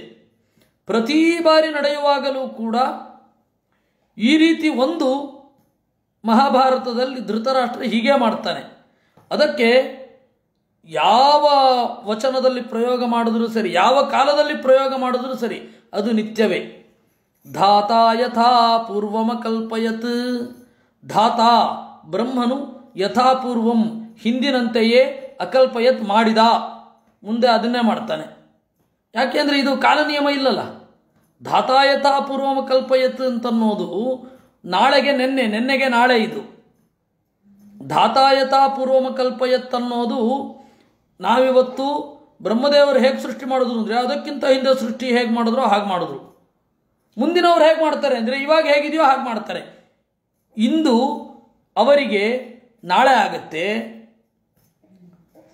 ನಾಳೆ ಅವತ್ತು ನೆನ್ನೆ ಆಗತ್ತೆ. ಅವರಿಗೆ ಭಾಷೆ ನಿತ್ಯವಾಗಿಯೂ ತಿರುಗತ್ತೆ. ಆದ್ದರಿಂದ ಇವಾಗ ಸನ್ಸೆಟ್ ಅಂತನ್ನೋದು ಅದು ತ್ರಿಕಾಲ ಪ್ರಯೋಗ. ನಾವಿರ್ತೀವೋ ಇಲ್ವೋ, ಸೂರ್ಯೋದಯ ಅಂತೂ ಹಾಗೇ ಆಗತ್ತೆ. ಅದರಿಂದಾಗ ಅದು ತ್ರೈಕಾಲಿಕ ಪ್ರಯೋಗ ಉಂಟು. ಹೀಗೆಲ್ಲ ಪೌರ್ವಾಪರ್ಯಂ ಯಥೋ ನೈವ ಸದೈವ ಪರಿವರ್ತನಾತ್ ಅತಶ್ಚ ವ್ಯತ್ಯಯಾದೇತದ್ ವದಂತಿ ಜ್ಞಾನಚಕ್ಷುಷಃ ಇತಿ ಬ್ರಾಹ್ಮೇ. ಅದರಿಂದಾಗಿ ಈ ರೀತಿ ಪ್ರಯೋಗ ಮಾಡಿದ್ದು ಧೃತರಾಷ್ಟ್ರನಿಗೆ ಪ್ರಾಣತ್ಯಾಗ ಆದ ಮೇಲೆ ಧರ್ಮರಾಜನಿಗೆ ಅನ್ನಿಸಿದ್ದೇ ವಿನಃ ಧರ್ಮರಾಜನಿಗೆ ಅನ್ನಿಸ್ತಾ ಇರುವಾಗ ಪ್ರಾಣತ್ಯಾಗ ಆಗಿದ್ದಲ್ಲ. ಇಷ್ಟು ತಿಳ್ಕೊಳ್ಬೇಕಾದದ್ದು. ಹೀಗಾಗಿ ಜಿತಾಸನೋ ಜಿತಶ್ವಾಸಃ ಪ್ರತ್ಯಾಹೃತ ಷಡಿಂದ್ರಿಯ ಹರಿಭಾವನಯಾಧ್ವಸ್ತ ರಜಸ್ಸತ್ವತಮೋಮಲಃ. ಜಿತಶ್ವಾಸಃ ಪ್ರಾಣದೇವರ ಅನುಮತಿಯನ್ನು ಪಡೆದು ಆಸನ ಜಯವನ್ನು ಗಳಿಸಿ ಆರೂ ಇಂದ್ರಿಯಗಳನ್ನು ಈ ಲೋಕದ ಪದಾರ್ಥದಿಂದ ಹಿಂತೆಗೆದುಕೊಂಡು ಪರಮಾತ್ಮನ ಭಕ್ತಿಯಿಂದ ತ್ರಿಗುಣಗಳ ಮಲವನ್ನು ಕಳೆದುಕೊಂಡಿದ್ದ. ವಿಜ್ಞಾನಾತ್ಮನಿ ಸಂಯೋಜ್ಯ ಕ್ಷೇತ್ರಜ್ಞೆ ಪ್ರವಿಲಪ್ಯತಾಂ ಬ್ರಹ್ಮಣ್ಯಾತ್ಮಾನಮಾಧಾರೇ ಘಟಾಂಬರಮಿವಾಂಬರೇ. ವಿಜ್ಞಾನಾತ್ಮನಿ ಸಂಯೋಜ್ಯ, ಸಾಯಬೇಕಾದರೆ ಧೃತರಾಷ್ಟ್ರ ಧ್ಯಾನ ಮಾಡಿದನಂತೆ. ಏನು? ವಿಜ್ಞಾನಾತ್ಮನಿ ಸಂಯೋಜ್ಯ, ವಿಜ್ಞಾನಾತ್ಮನಲ್ಲಿ ಯೋಜಿಸಿ. ಏನು ಹಾಗಂದ್ರೆ ಆಚಾರ್ಯರು ಹೇಳಿದ್ರು, ವಿಜ್ಞಾನಾತ್ಮ ವಿರಿಂಚೋಯಂ. ವಿಜ್ಞಾನ ತತ್ವದ ಅಭಿಮಾನಿ ಯಾರು? ಬ್ರಹ್ಮದೇವರು. ಬ್ರಹ್ಮದೇವರಲ್ಲಿ ಇಡೀ ಪ್ರಪಂಚ ಲಯವನ್ನು ಮುಂದೆ ಹೊಂದುತ್ತದೆ ಅಂತ ಇವನು ಚಿಂತನೆ ಮಾಡಿದ. ಅದನ್ನು ಲಯ ಚಿಂತನೆ ಅಂತ ಕರೀತಾರೆ. ಯಸ್ತಸ್ಮಿನ್ ಲೀಯತೆ ಜಗತ್ ಯಾದಾಂಸಿ ಸಾಗರೇ ಯದ್ವತ್ ಸಕ್ಷೇತ್ರಜ್ಞೇ ಜನಾರ್ದನೇ. ಕ್ಷೇತ್ರಜ್ಞೇ ಪ್ರವಿಲಾಪ್ಯತಾಂ. ಆ ವಿಜ್ಞಾನಾತ್ಮ ಬ್ರಹ್ಮದೇವರು ಕ್ಷೇತ್ರಜ್ಞನಾದ ಪರಮಾತ್ಮನಲ್ಲಿ ಲಯವನ್ನು ಹೊಂದುತ್ತಾನೆ ಅಂತ ಚಿಂತನೆ ಮಾಡಿದನಂತೆ ಧೃತರಾಷ್ಟ್ರ. ಬ್ರಹ್ಮಣ್ಯಾತ್ಮಾನಮಾಧಾರೇ ಘಟಾಂಬರಮಿವಾಂಬರೇ. ಹಾಗೆ ಅಂತರ್ಯಾಮಿಯಾದ ನಾರಾಯಣನೂ ಹೊರಗಡೆ ಸರ್ವತ್ರ ವ್ಯಾಪ್ತವನಾದ ನಾರಾಯಣನೂ ಅಭಿನ್ನ ಅಂತ ಚಿಂತನೆ ಮಾಡಿದ. ಇದು 3 ಸ್ಟೆಪ್. ಇದರ ಇನ್ನೂ ಬೇರೆ ಬೇರೆ ಸ್ಟೆಪ್ಪನ್ನು ಯುಧಿಷ್ಠಿರ ದೇಹತ್ಯಾಗ ಮಾಡಬೇಕಾದ್ರೆ ಹೇಳ್ತಾರೆ. ಧೃತರಾಷ್ಟ್ರ ಯೋಗದಿಂದ ಹೀಗೆ ಲಯಚಿಂತನೆಯನ್ನು ಮಾಡಿ ದೇಹತ್ಯಾಗ ಮಾಡಿದ್ದು. ಹೃದಯಸ್ಥೇಥ ಸಚ ವ್ಯಾಪ್ತೆ ಸ್ವಾತ್ಮನ್ಯೇಕೀ ಭವತ್ಯುತ ಪ್ರಳಯೌ ಭೇದವಂತೌ ತೌ ಪೂರ್ವೋಕ್ತೌ ಬ್ರಹ್ಮಕೃಷ್ಣಯೋಃ ಅಂತಸ್ಥಸ್ಯ ಬಹಿಷ್ಠೇತು ತಸ್ಯ ತಸ್ಮಿನ್ನ ಭೇದತಃ ಇತಿ ಬ್ರಹ್ಮವೈವರ್ತೆ ಅಂದರು. ಪ್ರಳಯೌ ಭೇದವಂತೌ ತೌ ಪೂರ್ವೋಕ್ತೌ ಬ್ರಹ್ಮಕೃಷ್ಣಯೋಃ. ದೇವರನ್ನ ಹೀಗೆ ಚಿಂತನೆ ಮಾಡಿದ ಕೂಡಲೇ ಬ್ರಹ್ಮದೇವರು ದೇವರಲ್ಲಿ ಲಯ ಹೊಂದುತ್ತಾರೆ ಅಂತ ಚಿಂತನೆ ಮಾಡಿದ ಕೂಡಲೇ ಬ್ರಹ್ಮದೇವರು ಲಯ ಹೊಂದಲ್ಲ. ಅದರಿಂದ ನಿನ್ನ ಉದ್ಧಾರ ಏನಾಗಬೇಕೋ ಅದಾಗತ್ತಷ್ಟೇ. ನೀನು ಯೋಚನೆ ಮಾಡಿದ ಕೂಡಲೇ ಅವರು ಪ್ರಳಯ ಹೊಂದೋಲ್ಲ. ಅದು ನೆನ್ಪಿಟ್ಕೊ ಅಂತಾರೆ. ಅಂತಸ್ತಸ್ಯ ಬಹಿಷ್ಠೇತು ತಸ್ಯ ತಸ್ಮಿನ್ ಅಭೇದತಃ ಇತಿ ಬ್ರಹ್ಮವೈವರ್ತೆ ಕಾಲೇ ತಸ್ಯ ತತ್ರ ಲಯೋ ಭವಿಷ್ಯತೀತಿ ಧ್ಯಾನ ಮಾತ್ರಂ ವಿಲಾಪನಂ. ಲಯ ಹೊಂದೋದು ಅಂದ್ರೇನು? ಈ ಕಾಲದಲ್ಲಿ ಲಯ ಆಗುತ್ತೆ ಅಂತ ಧ್ಯಾನ ಮಾಡಿದರೆ ಅದೇ ವಿಲಾಪನ. ಸುವಿದ್ಯಮಾನಮಪಿಯೋ ಧ್ಯಾಯೇತೈವ ಸುನಿಶ್ಚಿತಃ ಉಚ್ಯತೆ ತಸ್ಯ ಕರ್ತೇತಿ ಯಥೈವ ಮುನಯೋ ಮಲಾಹ. ಮುಂದೆ ಆಗೋದನ್ನು ಈಗ ಧ್ಯಾನ ಮಾಡೋದು. ಧ್ಯಾನ ಮಾಡಿದ ಕೂಡಲೇ ಪ್ರಳಯ ಆಗತ್ತೆ ಅಂತಲ್ಲ, ಇವರಲ್ಲಿ ವಶರಾಗಿದ್ದಾರೆ ಅನ್ನೋದು ಚಿಂತನೆಯೇ ಲಯ ಚಿಂತನೆ.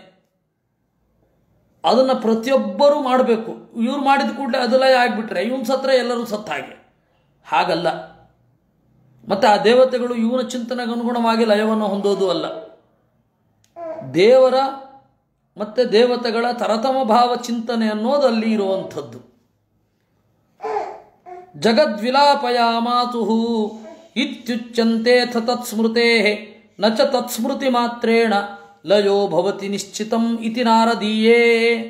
ಇವರು ನೆನಪಿಸ್ಕೊಂಡು ಕೂಡಲೇ ಅಲ್ಲಿ ಲಯ ಆಗೋದಲ್ಲ, ಅದು ನೆನಪಿಟ್ಕೊಳ್ಳಿ ಅಂತಾರೆ.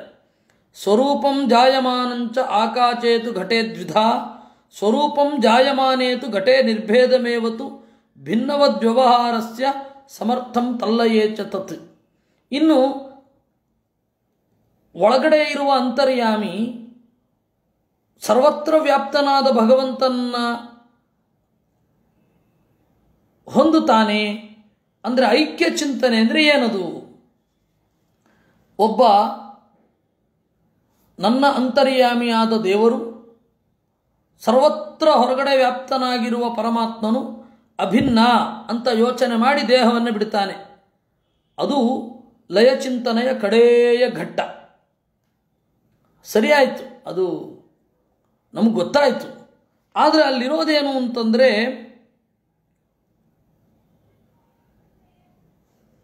ಮಡಿಕೆಯ ಒಳಗಣ ಆಕಾಶ ಹೊರಗಡೆಯ ಆಕಾಶದಲ್ಲಿ ಲೀನವಾದಂತೆ.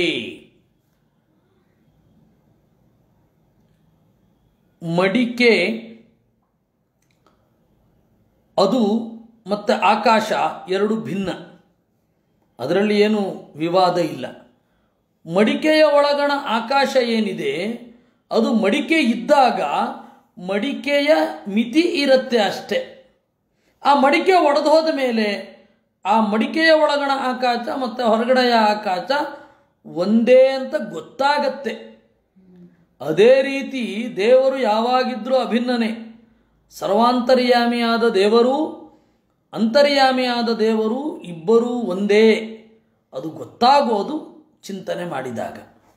ಅದೇ ರೀತಿ ಇದು ತಸ್ಮಾತ್ ಭಿನ್ನಂ ಮಹಾಕಾಚಾದೇವಂ ಜೀವೋಪಿ ಕೀರ್ತಿತಃ. ಆದರೆ ಮಹಾಕಾಚಕ್ಕೂ ಘಟಾಕಾಚಕ್ಕೂ ಭೇದ ಇದ್ದೇ ಇದೆ. ಯಾಕೆಂದರೆ ಮಹಾಕಾಶದಲ್ಲೇ ಒಂದು ಭೇದ ಇದೆ. ಯಾಕೆ ಗೊತ್ತಾ?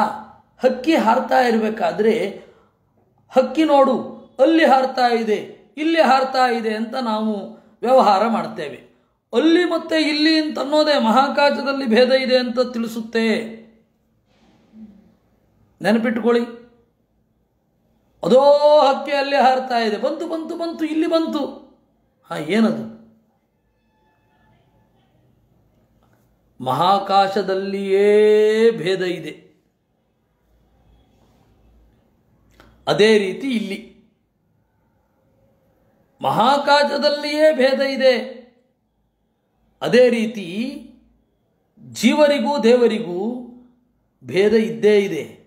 ಆದರೆ ದೇವರು ಅವನಿಂದ ಅವನು ಅಭಿನ್ನನಾಗಿ ಇದ್ದಾನೆ. ಇದನ್ನು ತಿಳ್ಕೊಳ್ಬೇಕು ಅಂತಾರೆ ಆಚಾರ್ಯರು. ಉಪಾಧೇಶ್ಚೈವ ನಿತ್ಯತ್ವಾತ್ ನೈವ ಜೀವೋ ವಿನಶ್ಯತಿ ಸ್ವರೂಪತ್ವಾದುಪಾಧೇಶ್ಚ ನ ಭಿನ್ನೋಪಾಧಿ ಕಲ್ಪನಂ. ಆದರೆ ಈ ದೃಷ್ಟಾಂತದಲ್ಲಿ ಇಷ್ಟು ವ್ಯತ್ಯಾಸ ಇದೆ. ಘಟಾಕಾಶ ಇದೆ. ಘಟ ಅಂತನ್ನೋದು ಒಂದು ಉಪಾಧಿ, ಘಟ ಅನ್ನುವ ಒಂದು ಮಿತಿ. ಆ ಮಿತಿಯ ಒಳಗಡೆ ಇರುವ ಆಕಾಶ ಮಹಾಕಾಶದೊಂದಿಗೆ ಅಭಿನ್ನವಾಗಿ ಇರುತ್ತೆ. ಘಟಾಕಾಶ ಮತ್ತು ಮಹಾಕಾಶ ಅಭಿನ್ನವೇ ವಿನಃ ಘಟ ಮತ್ತು ಆಕಾಶ ಅಭಿನ್ನ ಅಲ್ಲ. ಘಟ ಬೇರೆಯೇ, ಆಕಾಶ ಬೇರೆಯೇ. ಅದರಂತೆ ಜೀವ ಬೇರೆಯೇ, ದೇವರು ಬೇರೆಯೇ. ಆದರೆ ಘಟ ಅನ್ನೋದು ಒಡೆದು ಹೋಗಿ ಒಳಗಡೆ ಇರುವ ಆಕಾಶ ಮಹಾಕಾಶದೊಂದಿಗೆ ಲಯವನ್ನು ಹೊಂದುತ್ತೆ. ಆದರೆ ಜೀವನೆಂಬ ಉಪಾಧಿ ಎಂದೂ ನಾಶ ಆಗುವುದಿಲ್ಲ. ಯಾಕೆ ಅಂದರೆ ಈ ಉಪಾಧಿ ಮತ್ತು ಜೀವ ಇಬ್ಬರು ಒಂದೇ. ಜೀವನೇ ಉಪಾಧಿ, ಉಪಾಧಿಯೇ ಜೀವ. ಇಲ್ಲಾಗಬೇಕಾದ್ರೆ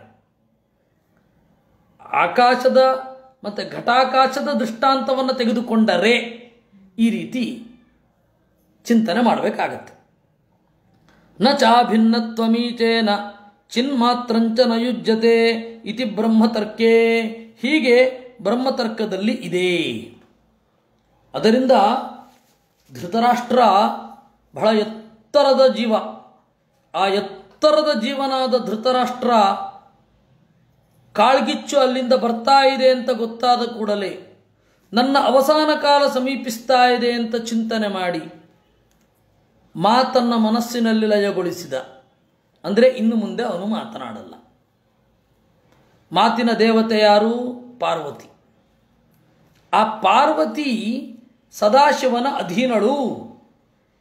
ಆ ಮಾತಿನ ದೇವತೆಯಾದ ಪಾರ್ವತಿಗೆ ನಮಿಸಿ ಇನ್ನು ನಾನು ಮಾತನಾಡೋಲ್ಲ ಅಂತ ದೇಹದ ಕೆಲಸ ಒಂದಾದ ಮಾತನ್ನು ಬಿಟ್ಟ. ಆಮೇಲೆ ಮನಸ್ಸನ್ನು ಬುದ್ಧ್ಯಭಿಮಾನಿನಿಯಾದ ಸರಸ್ವತಿಯಲ್ಲಿ ಲಯಗೊಳಿಸಿದ. ಅಂದರೆ ಮನಸ್ಸಿನಿಂದ ಈ ಜಗತ್ತಿನ ಬಗೆಗೆ ನಾನು ಯೋಚನೆ ಮಾಡೋಲ್ಲ. ಆಮೇಲೆ ಮನಸ್ಸನ್ನು ಬುದ್ಧಿಯನ್ನು ವಿಜ್ಞಾನಾತ್ಮನಿ ಬ್ರಹ್ಮನಲ್ಲಿ ಲಯಗೊಳಿಸಿದ. ಅಂದರೆ ಬುದ್ಧಿಯಿಂದ ಈ ಪ್ರಪಂಚದ ಸರಿತಪ್ಪುಗಳನ್ನು ನಾನು ಚಿಂತನೆ ಮಾಡೋಲ್ಲ. ಈ ಬ್ರಹ್ಮದೇವರು ಕ್ಷೇತ್ರಜ್ಞನಾದ ಪರಮಾತ್ಮನಲ್ಲಿ ಲಯಗೊಳ್ಳುತ್ತಾರೆ. ಆ ಕ್ಷೇತ್ರಜ್ಞನಾದ ಪರಮಾತ್ಮನು ಅಂತರ್ಯಾಮಿಯಲ್ಲಿ ಲಯಗೊಳ್ಳುತ್ತಾನೆ. ಈ ರೀತಿ ಚಿಂತನೆ. ಆ ಅಂತರ್ಯಾಮಿ ಮತ್ತು ಸರ್ವತ್ರ ವ್ಯಾಪ್ತನಾದ ದೇವರಿದ್ದಾನಲ್ಲ, ಅವನು ಅಭಿನ್ನ ಅಂತ ಹೀಗೆ ಚಿಂತನೆ ಮಾಡಿದ. ಇದನ್ನು ಇನ್ನೊಂದು ರೀತಿಯಿಂದ ಯುಧಿಷ್ಠಿರ ಹೇಗೆ ಚಿಂತನೆ ಮಾಡಿ ದೇಹವನ್ನು ತೊರೆದ ಅಂತ ಹೇಳ್ತಾರೆ. ಯುಧಿಷ್ಠಿರನ ಉಪಲಕ್ಷಣ ಸಮಗ್ರ ಪಾಂಡವರು ಕೂಡ ಹಾಗೆ ದೇಹವನ್ನು ಬಿಟ್ಟರು. ಇದು ಅವನಲ್ಲಿ ಬುದ್ಧಿಗೆ ಬಂದು ಕೇಳಿ ಪರೀಕ್ಷಿತ್ ರಾಜ ಆ 12ನೇ ಸ್ಕಂಧದಲ್ಲಿ ಇದೇ ರೀತಿ ದೇಹವನ್ನು ತ್ಯಾಗ ಮಾಡ್ತಾನೆ. 11ನೇ ಸ್ಕಂಧದ ಕಡೆಯಲ್ಲಿ 11ನೇ ಸ್ಕಂಧದ ಕಡೆಯಲ್ಲಿ ದೇಹ ತ್ಯಾಗ ಮಾಡೋದಿದೆ. ಪರೀಕ್ಷಿತ್ ರಾಜ ಹೀಗೆ ಮಾಡ್ತಾನೆ. ಇನ್ನು ಮುಂದೆ 2ನೇ ಸ್ಕಂಧದಲ್ಲಿ ಹಠಯೋಗದ ಪ್ರಕ್ರಿಯೆಗಳು ಬೇಕಷ್ಟು ಬರ್ತವೆ. ಇದು ಇರೋವಂಥದ್ದು. ಧ್ವಸ್ತ ಮಾಯಾ ಗುಣೋದ್ರೇಕ ನಿರುದ್ಧ ಕರಣಾಚಯ ನಿವರ್ತಿತಾಖಿಲಾಹಾರ ಆಸ್ಥೆ ಸ್ಥಾಣುರಿವಾಧುನಾ. ಧ್ವಸ್ತ ಮಾಯಾ ಗುಣೋದ್ರೇಕ ನಿರುದ್ಧ ಕರಣಾಚಯ. ಪ್ರಕೃತಿಯ ಬಂಧನವನ್ನು ತೊಡೆದುಕೊಂಡು, ಇಲ್ಲಿ ಮಾಯಾ ಅನ್ನೋ ಶಬ್ದದಿಂದ ಪ್ರಕೃತಿಯ ಸಮಸ್ಯೆಗಳು ಅಂತ ತೆಗೆದುಕೊಳ್ಬೇಕು. ಮಾಯಾ ಪ್ರಕೃತಿಯ ಗುಣ, ಸತ್ವಗುಣ ರಜೋಗುಣ ತಮೋಗುಣಗಳ ಉದ್ರೇಕದಿಂದ ಏನೆಲ್ಲ ಅನರ್ಥಗಳು ಬರುತ್ತೆ ಅದನ್ನು ತೊಡೆದು ನಿವರ್ತಿತ ಅಖಿಲಾಹಾರ ಎಲ್ಲವನ್ನ ತನ್ನೊಳಗಡೆ ಉಪಸಂಹಾರ ಮಾಡಿಕೊಂಡು ಅಧುನಾ ಈಗ ಸ್ಥಾಣುರಿವ ಆಸ್ಥೆ ಮೋಟು ಮರದಂತೆ ನಿಶ್ಚಲನಾಗಿ ಇದ್ದಾನೆ. ಈ ಲೋಕದ ಬಗೆಗೆ ನಿರಾಸ್ಪಂದನಾಗಿ ಇದ್ದಾನೆ ಅಂತ ಹೇಳ್ತಾರೆ. ಇದ್ದಾನೆ ಅಂದರೆ ಇದ್ದ ಅಂತ ತಿಳ್ಕೊಳ್ಬೇಕು ಅಂತ ನಾವೀಗಾಗಲೇ ಹೇಳಿದ್ದೇವೆ. ತಸ್ಯಾಂತರಾಯೋ ನೈವಾಭೂತ್ ಸನ್ಯಸ್ತಾಖಿಲ ಕರ್ಮಣಃ. ಈ ರೀತಿ ದೇಹವನ್ನು ತೊರೆಯುವಾಗ ಒಂದು ಚೂರು ಅಡ್ಡಿ ಆಗಲಿಲ್ಲ ಅವನಿಗೆ. ಕಾನ್ಸಂಟ್ರೇಷನ್ ಡೈವರ್ಟ್ ಆಗೋಗೋದು, ಅವ್ಯವಸ್ಥಿತ ಹಾಗಾಗತ್ತೆ. ಅದರಿಂದಾಗಿ ಕೆಲವೊಮ್ಮೆ ಕಣ್ಣಿನಿಂದ ಪ್ರಾಣ ಹೊಟ್ಟೋಗ್ಬಿಡುತ್ತೆ, ಮೂಗಿನಿಂದ ಪ್ರಾಣ ಹೊಟ್ಟೋಗ್ಬಿಡುತ್ತೆ, ಬಾಯಿಂದ ಪ್ರಾಣ ಹೋಗುತ್ತೆ, ಕಿವಿಯಿಂದ ಪ್ರಾಣ ಹೊಟ್ಟೋಗುತ್ತೆ. ನಿರುದ್ಧ ಸಪ್ತಾಶ್ವಪಥ ಅಂತ ಮುಂದೆ ದ್ವಿತೀಯ ಸ್ಕಂದದಲ್ಲಿ ಹೇಳ್ತಾರೆ. ಇಲ್ಲಿ ಮಾಯಾ ಅನ್ನೋ ಶಬ್ದಕ್ಕೆ ದೇವರ ಶಕ್ತಿ, ದೇವರ ಇಚ್ಛೆ ಅಂತ ಅರ್ಥ ಮಾಡಬಾರ್ದು, ಪ್ರಕೃತಿ ಅಂತ ಅರ್ಥ ಮಾಡಬೇಕು ಅಂತ ಆಚಾರ್ಯರ ಭಾಷ್ಯ ಇದೆ. ತ್ರಿಗುಣಾತ್ಮಿಕಾಥ ಜ್ಞಾನಂಚ ವಿಷ್ಣುಶಕ್ತಿಸ್ತಥೈವ ಚ ಮಾಯಾ ಶಬ್ದೇನ ಭಣ್ಯಂತೆ ಶಬ್ದ ತತ್ವಾರ್ಥ ವೇದಿಭಿ ಇತಿ ನಾಮ ಮಹೋದಧೌ. ಹೆಸರುಗಳ ಕಡಲು ಏನೇನು ಹೆಸರು ಇತ್ತೋ ಅತ್ರ ಸತ್ವಾದಯೋ ಮಾಯಾಗುಣಾ ಅಂದ್ರು. ಸವಾ ಅದ್ಯತನಾದ್ರಾಜ ಪರತ ಪಂಚಮೇಹನಿ ಕಳೇಬರಂ ಹಾಸ್ಯತಿಹ ತಚ್ಚ ಭಸ್ಮೀ ಭವಿಷ್ಯತಿ. ಇವತ್ತಿನಿಂದ 5 ದಿವಸ ಆದ ಮೇಲೆ ಅವನ ದೇಹ ಭಸ್ಮ ಆಗತ್ತೆ. ಮತ್ತೆ ಭವಿಷ್ಯತಿ ಅಂತ ಹೇಳ್ತಾ ಇದ್ದೀರಲ್ಲ, ಇದಕ್ಕೂ ಹಳೆಯದೇ ಉತ್ತರ. ಆಮೇಲೆ ಇನ್ನೊಂದು ವಿಶಿಷ್ಟ ಸಂಗತಿಯನ್ನು ಹೇಳ್ತಾರೆ. ಪುರಾಣದಲ್ಲಿ ಇವತ್ತಿನಿಂದ ಮುಂದೆ ಅಂದರೆ ಹಿಂದನೂ ತೆಗೆದುಕೊಳ್ಬೇಕು. 5 ದಿವಸ ಆದಮೇಲೆ ಈ ಘಟನೆ ಹೇಳ್ತಾ ಇದ್ದಾರೆ ಅಂತ. ಅದನ್ನು ಆಚಾರ್ಯರು ಹೇಳಿದ್ರು ಪರಾವರೇ ತಥೈವಾರಾತ್ ಉಭಯಾರ್ಥಾಭಿಧಾಯಿನಃ ಅಂತ. ಏಕೆಂದರೆ ಧೃತರಾಷ್ಟ್ರ ಹೋದ ಮೇಲೆ 18 ವರ್ಷಗಳ ಕಾಲ ಧರ್ಮರಾಜ ರಾಜ್ಯಭಾರ ಮಾಡಿದ್ದಾನೆ. ಆ ಕಾರಣದಿಂದ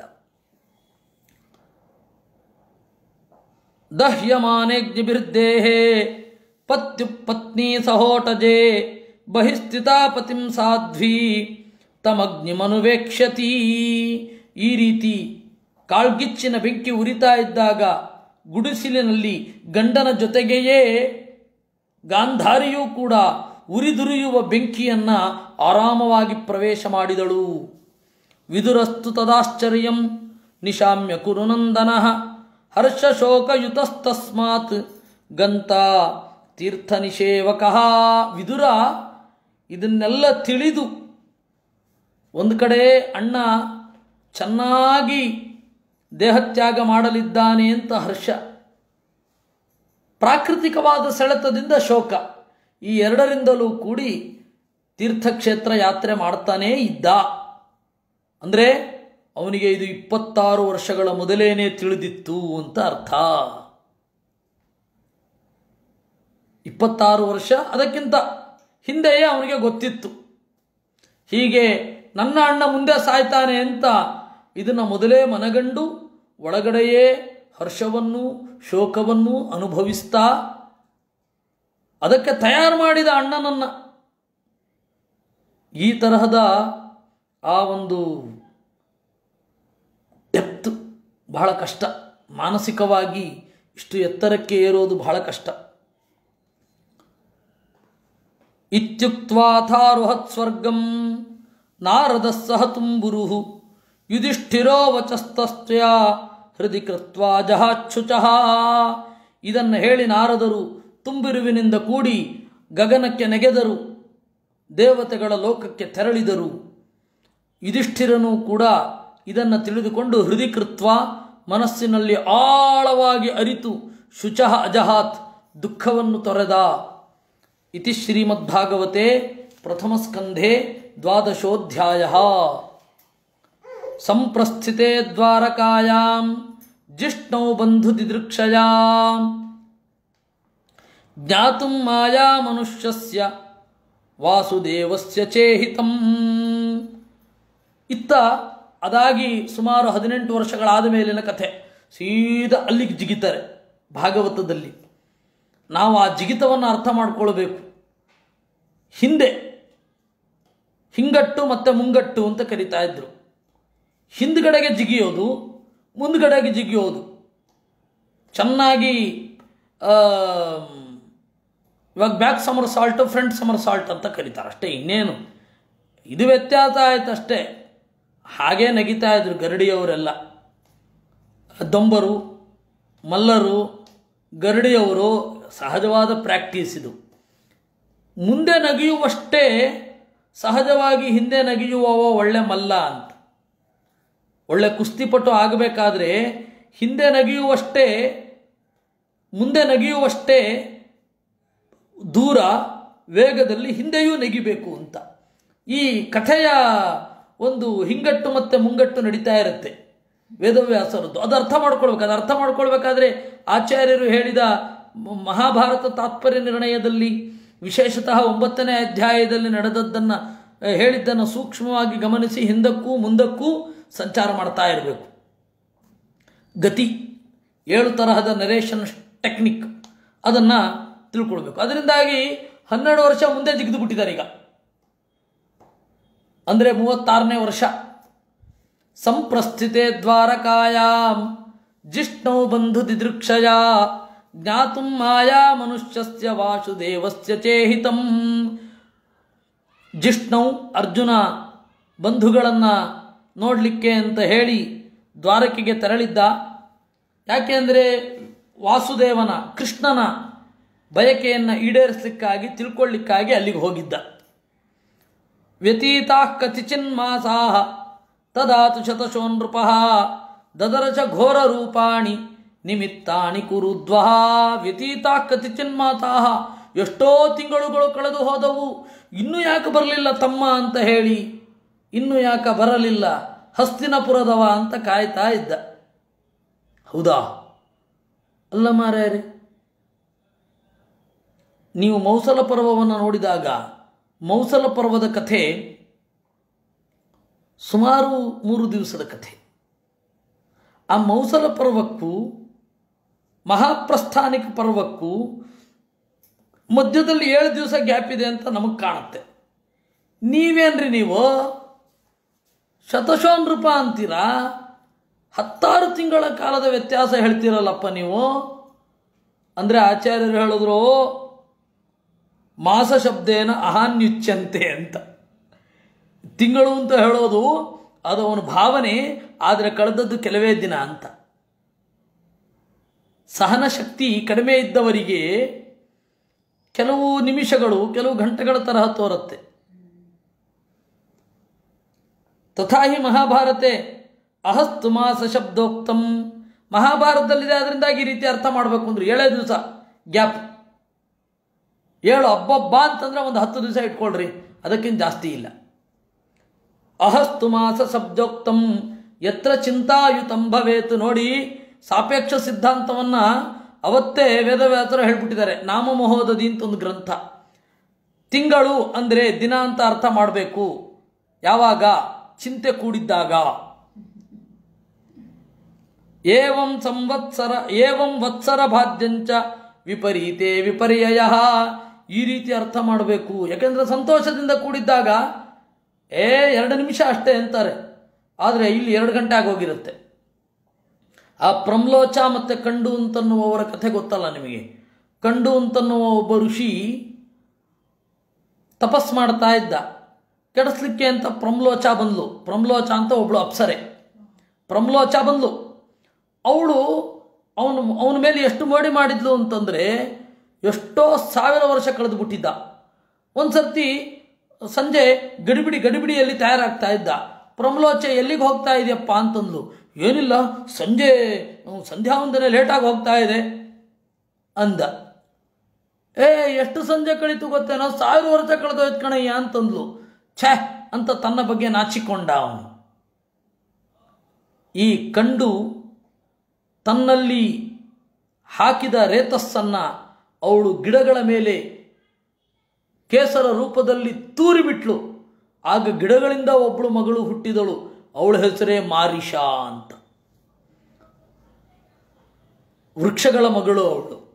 ಇರಲಿ, ಆ ಕಥೆ ಮುಂದೆ ನಮಗೆ 4ನೇ ಸ್ಕಂಧದಲ್ಲಿ ಬರುತ್ತೆ. ಈ ಪ್ರಮ್ಲೋಚ ಮತ್ತು ಕಂಡು ಅಂತನ್ನೋದು ವಿಷ್ಣು ಪುರಾಣದಲ್ಲಿರೋ ಕಥೆ. ಆ ಮಾರಿಷಾ ಅಂತನ್ನೋಳು ಕಥೆ 4ನೇ ಸ್ಕಂಧದಲ್ಲಿ ಬರುತ್ತೆ. ಯಾಕೆ ಹೇಳಿದ್ದು ಇದು ಅಂತಂದರೆ, ಸಂತೋಷ ಇದ್ದಾಗ ದಿನವೊಂದು ಕ್ಷಣವಾಗಿ ಅಥವಾ ಯುಗವೊಂದು ಕ್ಷಣವಾಗಿ, ದುಃಖ ಇದ್ದಾಗ ಕ್ಷಣವೊಂದು ಯುಗವಾಗಿ. ಇದೇ ಸಾಪೇಕ್ಷ ಸಿದ್ಧಾಂತದ ಸಿಂಪ್ಲೆಸ್ಟ್ ಫಾರ್ಮ್. ತಥಾಚ ನಾಮ ಮಹೋದಧಿಯಲ್ಲಿ ಹೀಗೆ ಹೇಳಿದೆ. ಅದರಿಂದಾಗಿ ಕೆಲವೇ ದಿವಸ ಕಳೆದದ್ದು. ಕಾಲಶ್ಚ ದದರ್ಶ ಘೋರ ರೂಪಾಣಿ ನಿಮಿತ್ತಾನಿ ಕುರುದ್ವಹ. ಘೋರವಾದ ಶಕುನಗಳನ್ನೆಲ್ಲ ನೋಡ್ಲಿಕ್ಕೆ ಶುರು ಮಾಡಿದ ಅಂತೆ. ಕಾಲಶ್ಚ ಗತಿಂ ರೌದ್ರಾಂ ವಿಪರ್ಯಸ್ತ ಋತುಧರ್ಮಿಣ ಪಾಪೀಯಸೀಂ ನೃಣಾಂ ವಾರ್ತಾಂ ಕ್ರೋಧ ಲೋಭಾನೃತಾತ್ಮನಾಂ. ಕಾಲದ ಗತಿ ಭೀಕರವಾಗಿ ಸಾಗುತ್ತಾ ಇದೆ. ಬರೆಯ ವಕ್ರತೆಯೇ ಕಾಣಿಸ್ತಾ ಇದೆ ಎಲ್ಲ ಕಡೆ.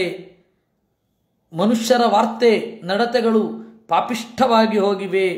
ಜಿಹ್ಮಪ್ರಾಯಂ ವ್ಯವಹೃತಂ ಸಾಧ್ಯ ಮಿಶ್ರಂಚ ಸೌಹೃದಂ ಪಿತೃಮಾತೃ ಸುಹೃದ್ಭ್ರಾತೃ ದಂಪತೀನಾಂಚ ಕಲ್ಕಿತಾಂ.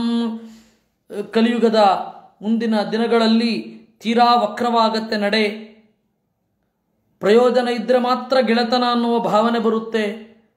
ತಂದೆ ತಾಯಿ ಗೆಳೆಯರು ಅಣ್ಣ ತಮ್ಮಂದಿರು ದಂಪತಿಗಳಲ್ಲಿ ಜಗಳ ಶುರು ಆಗುತ್ತೆ. ನಿಮಿತ್ತಾನ್ಯಪ್ಯರಿಷ್ಟಾನಿ ಕಾಲೇ ತ್ವನುಗತೆ ನೃಣಾಂ ಲೋಭಾದ್ಯಧರ್ಮ ಪ್ರಕೃತಿಂ ದೃಷ್ಟ್ವೋ ವಾಚಾನುಜನೃಪಃ. ಭೀಕರವಾದ ನಿಮಿತ್ತಗಳು ಅವನಿಗೆ ಕಾಣಿಸ್ತಾ ಇದೆ. ಆಗ ತನ್ನ ತಮ್ಮ ಭೀಮಸೇನನಿಗೆ ಯುಧಿಷ್ಠಿರ ಹೇಳಿದ ಅಂತೆ. ಯುಧಿಷ್ಠಿರ ಉವಾಚ ಸಂಪ್ರಸ್ಥಿತೋ ದ್ವಾರಕಾಯಾಂ ಜಿಷ್ಣುರ್ಬಂಧು ದಿದೃಕ್ಷಯ ಜ್ಞಾತಂಚ ಪುಣ್ಯಶ್ಲೋಕಸ್ಯ ಕೃಷ್ಣಸ್ಯ ಚ ವಿಚೇಷ್ಟಿತಂ. ಅಪ್ಪ ಭೀಮಸೇನ, ನಿನ್ನ ತಮ್ಮ ಬಂಧುಗಳನ್ನು ನೋಡಬೇಕು ಅಂತ ಹೇಳಿ ದ್ವಾರಕೆಗೆ ಹೋದ, ಇನ್ನೂ ಬದಲೇ ಇಲ್ವಲ್ಲ. ಗತಾ ಸಪ್ತಾಧುನಾ ಮಾತಾ ಭೀಮಸೇನ ತವಾನುಜಃ ನಾಯಾತಿ ಕಸ್ಯ ವಾ ಹೇತೋಹ ನಾಹಂ ವೇದೇದ ಮಂಜತಾ. ಭೀಮಸೇನ, ನಿನ್ನ ತಮ್ಮ ಹೋಗಿ 7 ಮಾಸ ಆಯ್ತಲ್ಲಪ್ಪ, ಇನ್ನೂ ಬಂದಿಲ್ಲ, 7 ದಿವಸ ಆಯಿತು ಅಂತ. ಅಪಿ ದೇವರಚಿನಾದಿಷ್ಟ ಸಕಾಲ ಪ್ರತ್ಯುಪಸ್ಥಿತ ಯದಾತ್ಮನೋಂಗಮ ಕ್ರೀಡಂ ಭಗವಾನ್ ಉತ್ಸಿಸೃಕ್ಷತಿ. ಅಥವಾ ನಾರದರು ಹೇಳಿದ ಕಾಲ ಬಂದುಬಿಡ್ತಾ, ದೇವರು ತನ್ನ ದೇಹವನ್ನು ಬಿಡುವ ಸಮಯ ಬಂತೋ. ಅಲ್ಲಿ ಹಾಗಿದೆ ಪದ, ಯದಾ ಆತ್ಮನಃ ಅಂಗಂ ಆಕ್ರೀಡಂ, ತನ್ನ ದೇಹವನ್ನು, ತನ್ನ ಆಟದ ಮೈದಾನವಾದ ಈ ಜಗತ್ತನ್ನು ಬಿಡುವ ಕಾಲ ಬಂತೋ. ದೇವರಿಗೆ ಬೇರೆ ದೇಹ ಇದೆ ಅಂತಾಯಿತು ಅಂತ ನಾವು ಕೂಡಲೇ ಅಂದ್ಕೊಂಡ್ಬಿಡ್ತೀವಿ. ನಾವು ಅಂದ್ಕೋತೀವೋ ಇಲ್ವೋ, ಆಚಾರ್ಯರು ಹೇಳಿದ್ರು ಇಲ್ಲಿ ತಪ್ಪು ಪ್ರಮೇಯವನ್ನು ಚಿಂತಿಸಬೇಡಿ, ಅಂಗಂ ಪೃಥಿವೀಂ ಅಂತ. ಯಾಕೆ ಅಂದರೆ ಯದಾ ತ್ಯಾಗಾದಿರುಚ್ಛೇತ ಪೃಥಿವ್ಯಾಜ್ಯಂಗಕಲ್ಪನಾ, ದೇವರು ತನ್ನ ದೇಹವನ್ನು ಬಿಟ್ಟ ಅಂತಂದರೆ ಈ ಭೂಮಿಯನ್ನು ಬಿಡ್ತಾನೆ ಅಂತ ಅರ್ಥ. ತದಾ ಜ್ಞೇಯ ನಹಿ ಸ್ವಾಂಗಂ ಕದಾಚಿತ್ ವಿಷ್ಣು ರುತ್ಸೃಜೇದಿತಿ ಬ್ರಹ್ಮತರ್ಕ. ಯಾಕೆಂದರೆ ದೇವರಿಗೂ ದೇವರ ದೇಹಕ್ಕೂ ಭೇದ ಇಲ್ಲ ಅಂತ ಹೇಳಿ ಬ್ರಹ್ಮತರ್ಕದಲ್ಲಿ ಹೇಳಿದೆ. ಅದರಿಂದಾಗಿ ಪುರಾಣಗಳಲ್ಲಿ ಬಂದಿರುವ ಮಾತನ್ನು ಹೀಗೆ ಅರ್ಥ ಮಾಡ್ಕೊಳ್ಬೇಕು ಅಂತಂದರು. ಬ್ರಹ್ಮತರ್ಕದಲ್ಲಿ ಹೀಗಿದೆ, ಯೇಷಾಂ ನ ಸಂಪದೋ ರಾಜ್ಯಂ ದಾರಾ ಪ್ರಾಣ ಕುಲಂ ಪ್ರಜಾ ಆಸನ್ ಸಪತ್ನ ವಿಜಯೋ ಲೋಕಾಶ್ಚಯದನುಗ್ರಹಾತ್. ನಮ್ಮ ಸಂಪತ್ತು, ಈ ಹಿರಿದಾದ ದೊರೆತನ, ನಾಡು, ನಮ್ಮ ಹೆಂಡತಿಯರು, ಈ ನಮ್ಮ ಪ್ರಾಣ, ಈ ಕುಲ, ಈ ಪ್ರಜೆಗಳು, ಶತ್ರುಗಳ ಮೇಲಿನ ಗೆಲುವು ಎಲ್ಲವೂ ಕೂಡ ಯಾವ ಪರಮಾತ್ಮನ ಅನುಗ್ರಹದಿಂದಾಯಿತೋ ಅಂತಹ ಪರಮಾತ್ಮ ಈ ದೇಹವನ್ನು ಬಿಡಲು ತೊಡಗಿರುವನೇ. ಪಶ್ಚೋತ್ಪಾತಾನ್ ನರವ್ಯಾಘ್ರ ಭೌಮಾನ್ ದಿವ್ಯಾನ್ ಸದೈಹಿಕಾನ್ ಘೋರಮಾಚಂ ಸತೋ ದೂರಾತ್ ಭಯನ್ನೋ ಬುದ್ಧಿಮೋಹನಂ. ನೋಡು, ನರವ್ಯಾಘ್ರ, ಮನುಷ್ಯರಲ್ಲಿ ಶ್ರೇಷ್ಠನಾದವನೇ, ಓ ಭೀಮಸೇನನೇ, ಈ ಉತ್ಪಾತಗಳನ್ನು ನೋಡು. ಭೂಮಿಯಲ್ಲಿ ಆಗುವ ಉತ್ಪಾತಗಳು, ಆಗಸದಲ್ಲಿ ಆಗುವ ಉತ್ಪಾತಗಳು, ಈ ದೇಹದಲ್ಲಿ ಆಗುವ ಉತ್ಪಾತಗಳನ್ನೆಲ್ಲ ನೋಡಯ್ಯ. ಘೋರಮಾಚಂ ತಥೋ ದೂರಾತ್ ಭಯನ್ನೋ ಬುದ್ಧಿಮೋಹನಂ. ನಮ್ಮ ಬುದ್ಧಿಯನ್ನೇ ಅಲುಗಾಡಿಸುವ ಈ ಭೀಕರವಾದ ವಸ್ತುಗಳನ್ನೆಲ್ಲ ನೋಡಯ್ಯ. ಉರ್ವಕ್ಷಿ ಬಾಹವೋ ಮಹ್ಯಂ ಸ್ಫುರಂತ್ಯಂಗ ಪುನಃ ಪುನಃ ವೇಪಥುಶ್ಚಾಪಿ ಹೃದಯೇ ಆರಾದ್ದಾಸ್ಯಂತಿ ವಿಪ್ರಿಯಂ. ನನ್ನ ತೊಡೆ, ನನ್ನ ಎದೆ, ನನ್ನ ಕಣ್ಣು, ನನ್ನ ತೋಳು ಎಲ್ಲವೂ ಕೂಡ ಎಡಭಾಗದಲ್ಲಿರೋದು ಪದೇ ಪದೇ ಅದುರ್ತಾ ಇವೆ. ವೇಪಥುಶ್ಚಾಪಿ ಹೃದಯೇ, ಎದೆಯಲ್ಲಿ ಒಳಗಡೆಯಿಂದ ಒಂದು ನಡುಕ ಹುಟ್ಟುತ್ತಾ ಇದೆ. ಆರಾದ್ದಾಸ್ಯಂತಿ ವಿಪ್ರಿಯಂ, ಸಮೀಪದಲ್ಲಿಯೇ ನನಗೆ ಕಾದಿದೆ ಏನೋ ಒಂದು ಅಪ್ರಿಯ. ಶಿವೈಷೋದ್ಯಂತಮರುಣಂ ಅಭಿರೌತ್ಯನಲಾನನ ಮಾಮಂಗ ಸಾರಮೇಯೋಯಂ ಅಭಿಧಾವತ್ಯಭೀತವತ್. ಶಿವ ಏಷ ಉದ್ಯಂತಂ, ಉದಯಿಸುವ ಸೂರ್ಯನ ಮುಂದೆ ನನಗೆ ಕಾಣುವ ಹಾಗೆ ಹೆಣ್ಣು ನರಿ ಓ ಅಂತ ಓಡಿಡ್ತಾ ಇದೆ. ಅದರ ಬಾಯಿಂದ ಬೆಂಕಿ ಬಂದಂತೆ ಭಾಸ ಆಗ್ತಾ ಇದೆ ನನಗೆ. ಏನು ಕಾದಿದೆಯೋ ಏನು. ಮಾಮಂಗ ಸಾರಮೇಯೋಯಂ ಅಭಿರೌತಿ ಅಭೀತವತ್. ನಾಯಿ ನನ್ನೆದುರು ಬಂದು ಭಯವೇ ಇಲ್ಲದಂತೆ ಜಿಗಿತಾ ಇದೆ. ಶಸ್ತಾ ಕುರ್ವಂತಿ ಮಾಂ ತವ್ಯಂ ದಕ್ಷಿಣಂ ಪಶವೋಪರೇ. ಬಲಗಡೆಯಿಂದ ಎಡಗಡೆಗೆ ಹೋಗ್ತಾ ಇವೆ. ವಾಹನಶ್ಚ ಪುರುಚವ್ಯಾಘ್ರ ಲಕ್ಷಯೇ ರುದತೋ ಮಮ. ನನ್ನ ಕುದುರೆ ಆನೆಗಳೆಲ್ಲ ಅಳ್ತಾ ಇರೋದನ್ನು ನೋಡುತ್ತೇನೆ.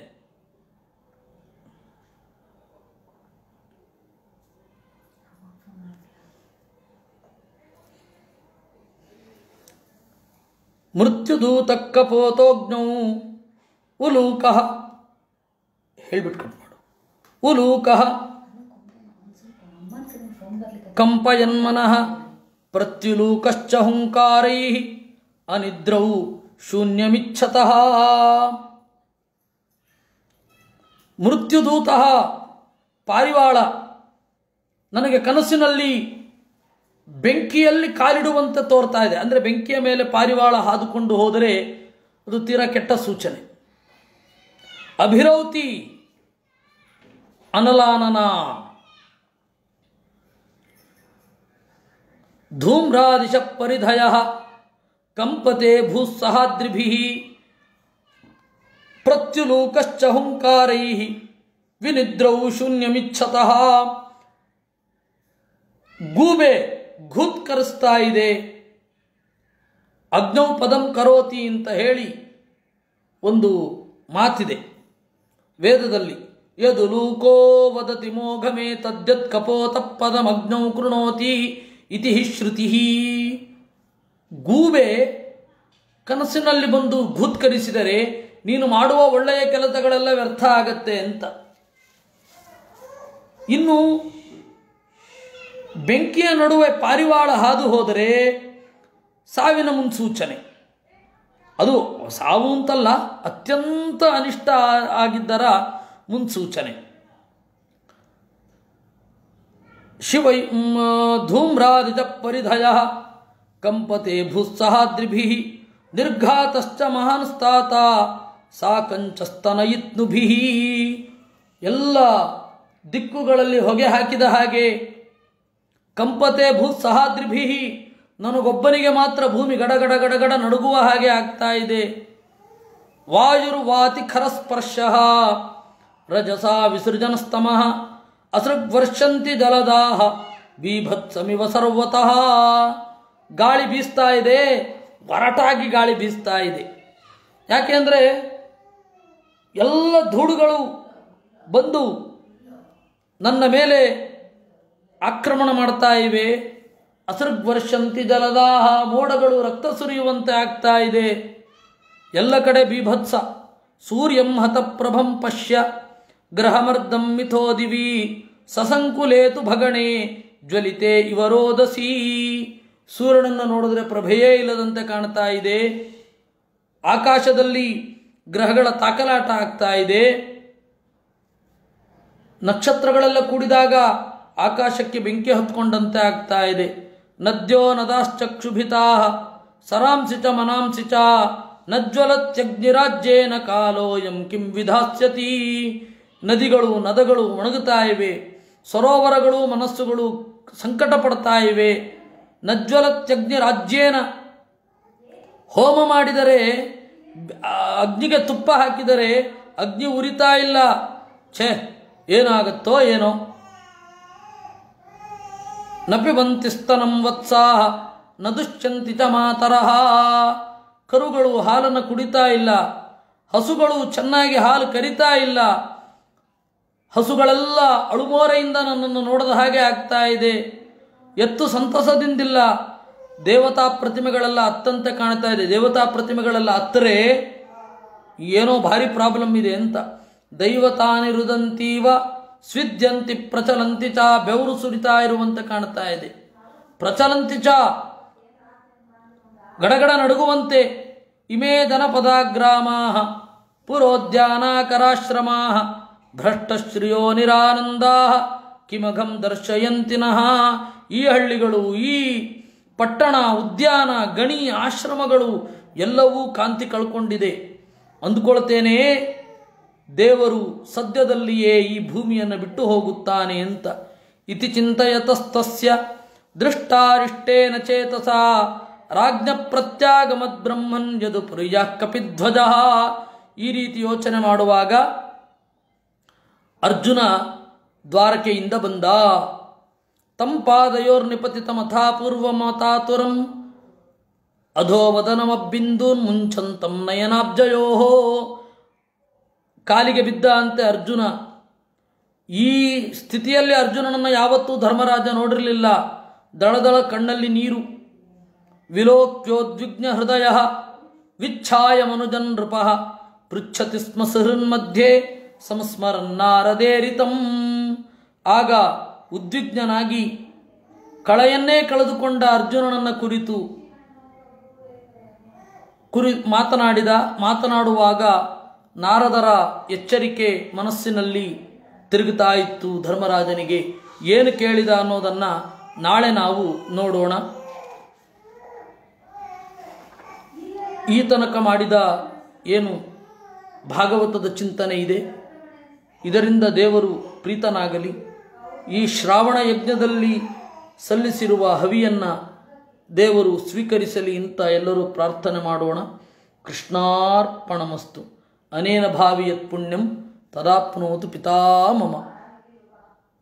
ಕೃಷ್ಣ ಕೃಷ್ಣ ಗೋವಿಂದ ಗೋವಿಂದ.